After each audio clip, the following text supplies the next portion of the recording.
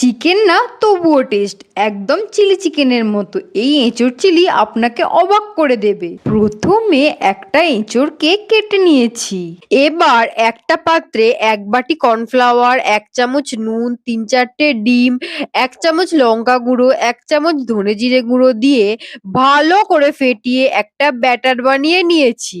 কড়াইতে তেল গরম হলে কেটে রাখা এঁচোড়গুলো ব্যাটারে ডুবিয়ে একে একে তেলে ছেড়ে উল্টে পাল্টে ভালো করে ভেজে একটা পাত্রে তুলে নিচ্ছি। এবার সসের জন্য একটা পাত্রে green chilli sauce, red chilli sauce, soya sauce, tomato sauce দিয়ে একটা ঘোল বানিয়ে নিয়েছি। এবার গরম তেলে পেঁয়াজ কুচি দিয়ে ভালো করে ভেজে দিয়ে দিচ্ছি আদা রসুন বাটা, 2 চা চামচ হলুদ গুঁড়ো, 2 চা চামচ ধনে জিরে গুঁড়ো, স্বাদ মতো নুন, 2 চামচ চিনি, 1.5 চামচ লঙ্কা গুঁড়ো দিয়ে কড়াইতে তেল ছাড়ার আগে পর্যন্ত কষে নিন।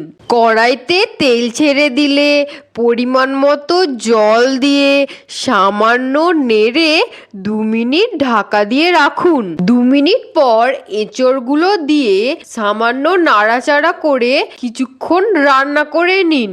এবার মিশিয়ে রাখা সসটা দিয়ে সামান্য নাড়াচাড়া করে মিট মশলা দিয়ে নেড়েচেড়ে নামিয়ে নিলেই রেডি দারুণ টেস্টি এঁচোড় চিলি। ভিডিওটি কেমন হয়েছে কমেন্ট করে জানাবেন। ভালো লাগলে লাইক, শেয়ার আর আরও সুন্দর সুন্দর রেসিপি পেতে আমার চ্যানেলটি সাবস্ক্রাইব করতে ভুলবেন না।